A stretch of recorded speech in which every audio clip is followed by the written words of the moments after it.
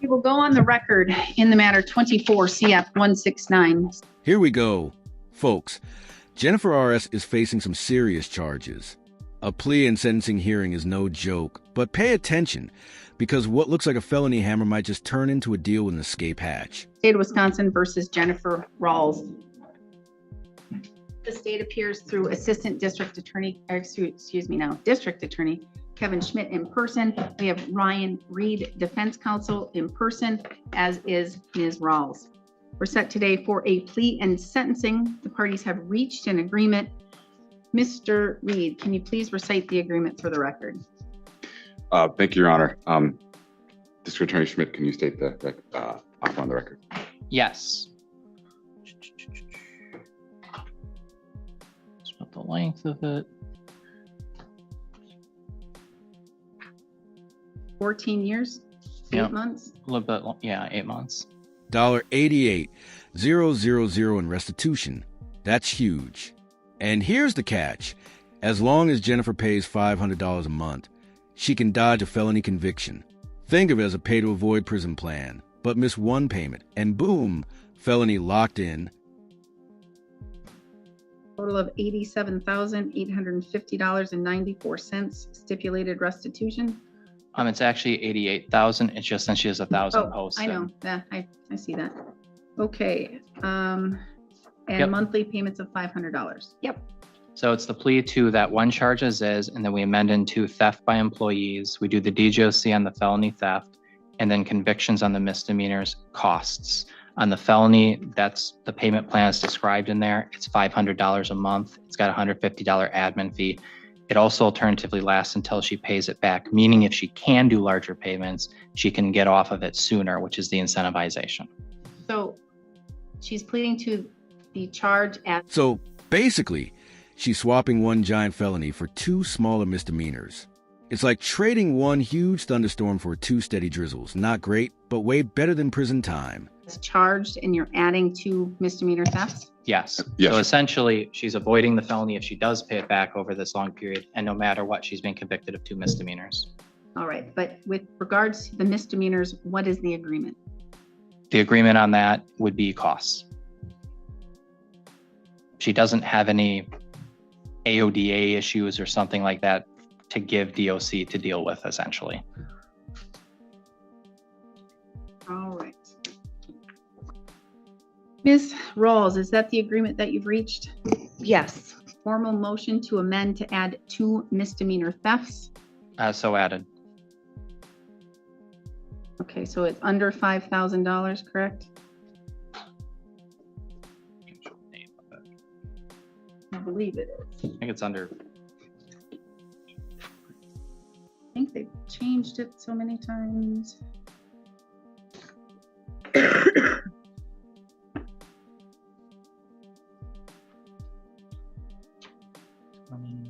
Excuse me. Yep, she's pleading guilty to the charge. It's under 2,500. Okay, under 2,500, and we're adding 2 misdemeanors. What's the statute? Do you have that? Yes, it's just the misdemeanor theft statute. So the penalty provision is 943.23A, and then otherwise the actual statute of the theft is the same as this one, which is 943.20 sub 1 sub B. Oh yeah, I said too fast. Sorry. The statute's the same as the original offense in terms of the charge, which is 943.20 sub 1 sub B, but the penalty provision is where it differs. That is 943.20 sub 3 sub A, which is under 2,500. And you're simply going to amend on the record. You're not going to do an amended information. Notice how the judge insists on written documentation? That's because courtroom deals can get messy if only spoken. Paper trails matter. One missing form can blow up an entire conviction years later. If the court would prefer I do the amended information after the hearing, I can do that. I'm going to say in cases like this, Mr. Schmidt, I'd like that because I've seen a Washburn case that I'm on blow up because they just did it on the record and it got all messed up. And that was from 2013. And so it's hard to piece the cases back together. So if you can do that, I would appreciate that. Would the court have any problem if I do that after the hearing? Nope, after the hearing's totally fine. I just want it for connecting the dots in case. Okay, Ms. Rawls, that is the agreement, and your attorney has handed me, well, I have two documents. One is a plea questionnaire, waiver of rights form with attached theft by employee, trustee, or Bailey. I should have known you put the jury instructions because you're very thorough, and so I could have told the statute right there. So thank you, Mr. Reed. And he has the jury instructions and the other document that shows the offense and what needs to be proven. Do you recognize these documents? Yes. Did your attorney thoroughly go over these documents with you? Yes. Did he essentially go over them word for word? Yes. And so you understand everything on these documents? Yes. And with regards to the plea questionnaire, is that your signature on the second page? Yes. So your attorney went over with you what the state would need to prove your guilt beyond a reasonable doubt to 2 misdemeanor thefts, correct? Correct. And he went over with you the maximum possible penalties you face. Is that correct? Correct. Now, I also have the deferred judgment of conviction document with some of the terms, the more important terms were stated on the record. Do you recognize this document? Yes. And did your attorney thoroughly go over this with you? Yes. Essentially word for word? Yes. And so you understand everything completely. I do. And that is your signature on the last page. Yes. And with regards to the important terms, I'm just going to go over them again with you, that if the court accepts this agreement. Wait, did you catch that? 14 years and 8 months. That's longer than most marriages last. Would you agree to almost 15 years of financial probation just to avoid prison? That it would run for a period of 14 years and 8 months. Do you understand that? Yes.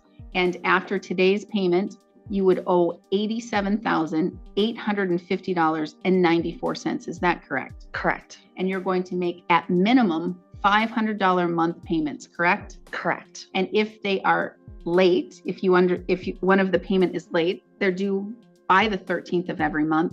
Do you understand that that's enough for the state to ask to revoke the agreement and to sentence you and enter judgment? Yes. Also, This is the tightrope walk. One late payment, even by a day, and Jennifer could lose everything. Imagine living with that hanging over your head for over a decade. so if you pay it off early, you can have the agreement go away and not worry about that felony anymore. You understand that? I do. Do you also understand that within 60 days from today, you must pay $150 to the district attorney's office? Okay. If you don't, that's the number one reason I see the district attorney's office asking to have these matters or these revoked and to set you for sentencing. Do you understand that? I do. Do I pay that where I pay my ticket? No, you pay that at their office. Okay. Okay? And where's that at? Very important. Just on the whole. Okay. Very important you do that, and I would do it as quickly as possible. I get paid Friday, so I'll do it then. All right. So I have that you're pleading guilty to 2 counts of misdemeanor theft and 1 count as charged, theft of a business setting greater than $10,000 but less than $100,000. Is that correct? Correct. You're 39 years old. You have 12 years of school. You can read, write, you understand the English language. Yes. You are not currently receiving any treatment for a mental illness or disorder, and you've not had any drugs, alcohol, or medications in the last 24 hours. Correct. Because you're charged with crimes, you are entitled to constitutional rights. Each of these rights is listed on both of the documents on the first page. Your attorney thoroughly went over those rights with you, He did. and you understand them completely? I do. Do you understand that by pleading guilty, you're waiving and giving up those rights? I do. That even concerns a deferred judgment of conviction. You understand that? I do. Do you understand, or do you need me to go over these rights with you in any more detail? I do not. You understand that you're pleading guilty to a felony. If the court accepts the deferred judgment of conviction, this won't be applicable to you if or until the court enters judgment to sentence you. Do you understand that at that time, you would no longer be able to use or possess a firearm for life? Correct. You would no longer be able to vote in any election until your civil rights are restored. Correct. Those do not apply to the misdemeanor thefts, okay? Okay. All right. Do you understand that here, the state would have to prove with regards to the charge that it has been charged, that count 1, theft of a business setting, greater than $10,000, but less than $100,000. Do you understand that the state would have to prove on or around and between February 7th, 2023 and July 6th, 2024 in Burnett County, Wisconsin, by virtue of your employment, you having money in your possession greater than $10,000, but not to exceed $100,000, and you retained possession of that money without the owner's consent and with the consent to convert that for your own use. Do you understand that? I do. And do you understand the maximum possible penalty if the court enters judgment of a G felony could be up to a $25,000 fine and imprisonment of up to 10 years or both? Do you understand that? I do. As to both of the misdemeanor thefts, do you understand for each of the thefts, the state would have to approve, or it would have to prove that you had possession of, oh, wrong one, sorry, that you intentionally took and carried away with property of another. You took and carried away that property without the owner's consent. You knew that taking and carrying away that property was without consent, and you took and carried away the property with the intent to permanently deprive the owner of that property. And this is less than $2,500. Do you understand what the state would have to prove? Yes. And that's for both counts. You understand that? Yes. Do you understand the maximum possible penalty for each of those counts could be a fine of up to $10,000 or imprisonment of up to 9 months or both? Do you understand that? Yes. Do you understand that this court is not bound by the agreement reached between the parties? I do. Said differently, if I thought that there should be something different for a sentence, I can do that in my discretion. Do you understand that? I do. Do you also understand I do not have to accept a deferred judgment of conviction? I do. Do you still wish to proceed and enter a guilty plea? Yes. Do you understand that if you're not a citizen of the United States, your plea could result in your deportation? Yes. Did you review this criminal complaint with your attorney? Yes. In particular, there is a section called the probable cause section, and it basically says what happened throughout that time and why you were charged with the crimes. Do you remember that? Yes. For the most part, are those facts accurate? Yes. Mr. Reed, may the court use the probable cause section of the criminal complaint to find a factual basis? No objection, Your Honor. Has anyone made any threats or any promises to you, Ms. Rawls, for you to plead guilty to these crimes? No. You're doing so freely and intelligently. That means you're telling the court you fully understand what you're doing Yes. and voluntarily. Yes. Has your attorney represented you competently? Yes. Has he answered all of your questions? Yes. Has he looked at this matter thoroughly? Yes. Has he looked at the defense or at the discovery, and has he discussed that with you? Yes. Has he discussed with you whether or not you have any defenses or a lack of defenses in this case? Yes. Has he discussed with you what could happen if the matter goes to jury? Yes. Are you satisfied with his services? Yes. Any questions for the court or your attorney before I proceed? No, thank you. Mr. Reed, do you believe that Ms. Rawls is entering her... So far, the defense is painting Jennifer as cooperative, remorseful, and ready to pay up.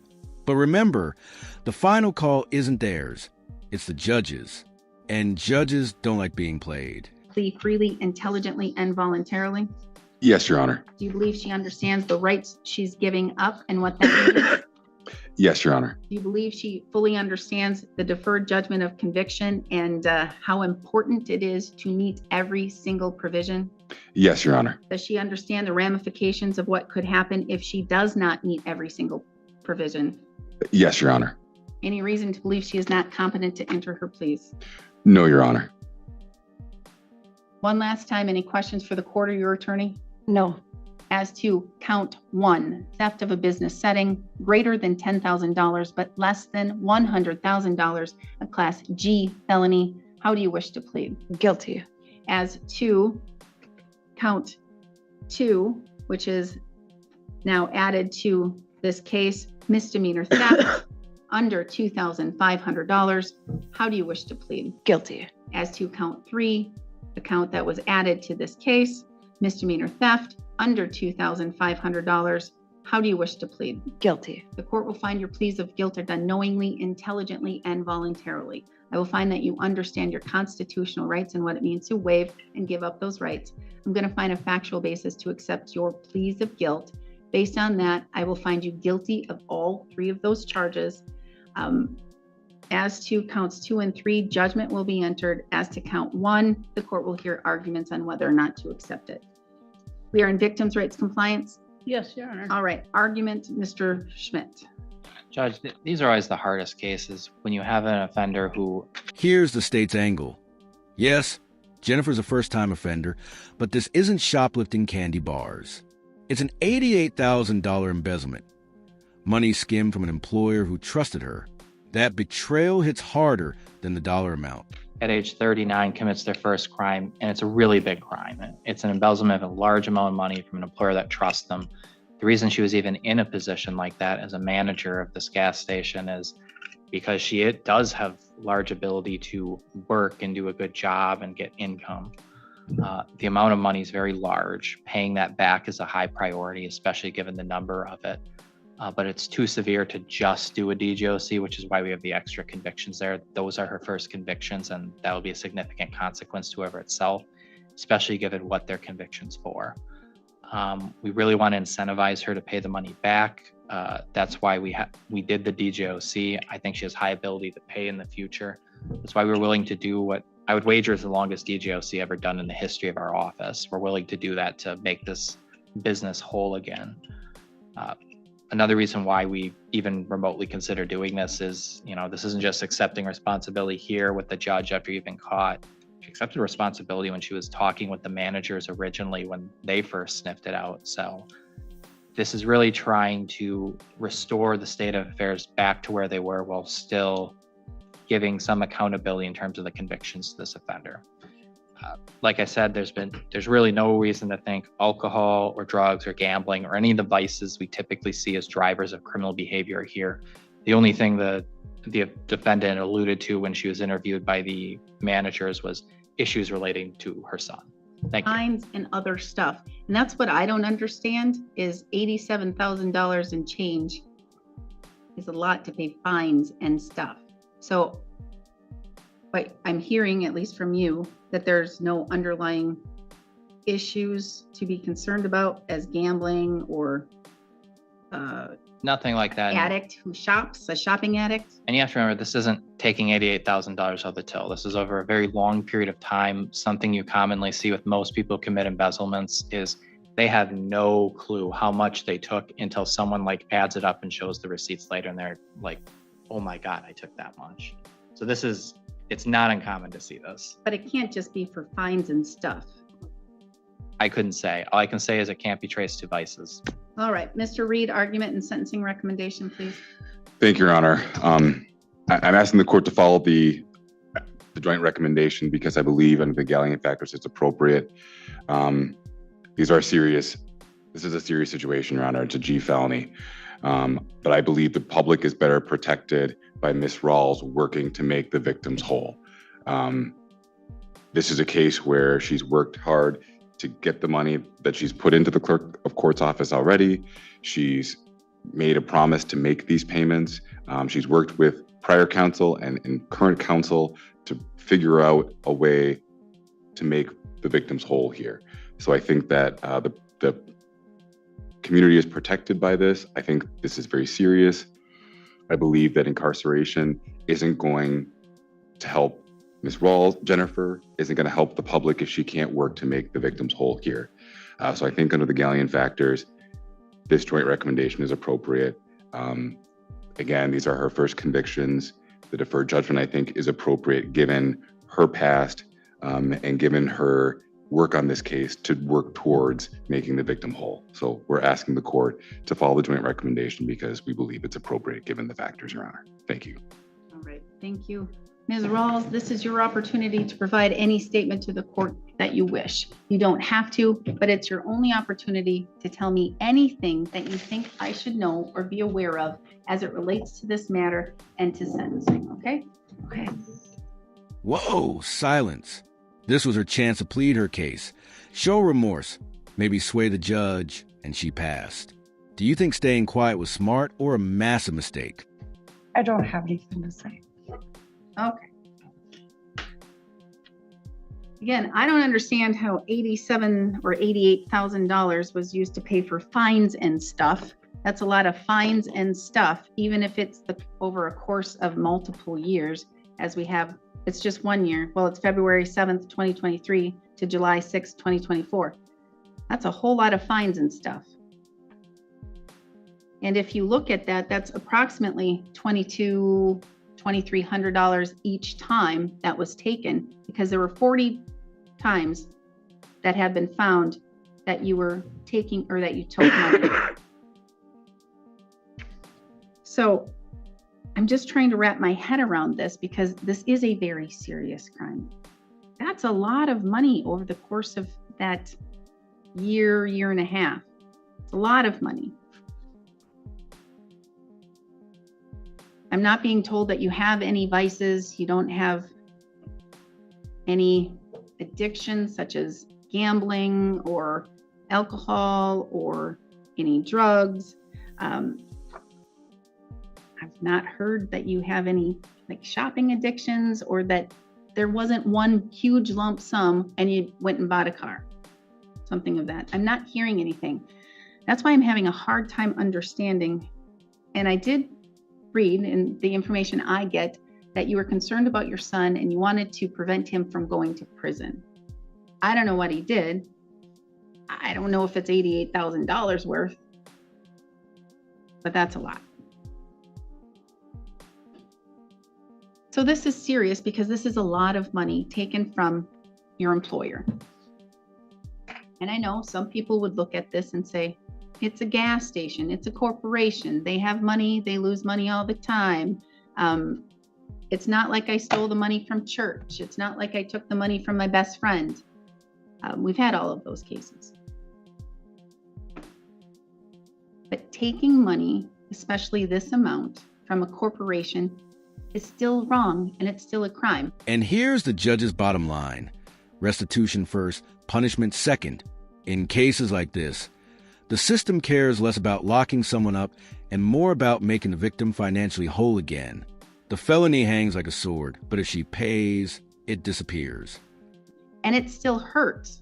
It may not hurt their end books, their year-end books, but it hurts everyone in this room, because with the theft and that amount of money, they have to increase prices on all of their things. So consumers pay. So again, that makes this more serious. When I look at your character and your past criminal record, you don't have one. It sounds like you have a good character for the most part. You wanted to help your son out. You wanted to make sure that you were being a good mom. You were working. But with the thefts, it leaves a little bit of concern with credibility and trustworthiness.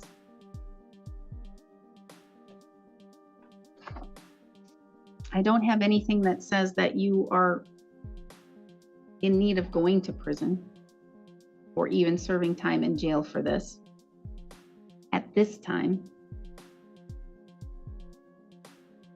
The number one goal in cases like this is restitution, making the victim whole, making sure that they get all of the money back that was taken.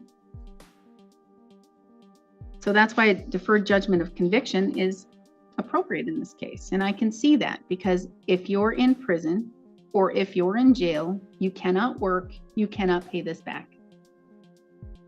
In prison, I think they get 15, 20 cents an hour. You'll never pay it back. So this is a good plan. And hopefully you're going to be able to make payments above $500 a month, and you can have this felony off of your shoulders, and the victims would be made whole. And in the end, everybody wins, and you still have punishment with the 2 convictions. Because you're 39 years old, and now you're a criminal. Now you have convictions on your records, that can't be hidden, and they're thefts. That will continue to follow you, and it will continue to follow you with each and every employment that you engage in. That's unfortunate, but you brought this upon yourself. When I look at needing to protect the public, that aspect, I don't need to protect this victim anymore. You're no longer employed there. I just need to protect this victim in looking at getting that restitution back. I can't protect your other employers because I don't know where you work and I don't know where you're going to work. So as of today, I can't do that or look at that.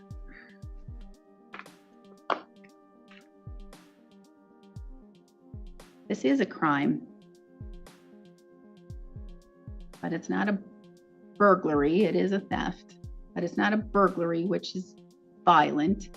It's not substantial battery. It's not engaging in disorderly conduct when you are very intoxicated on substances or alcohol.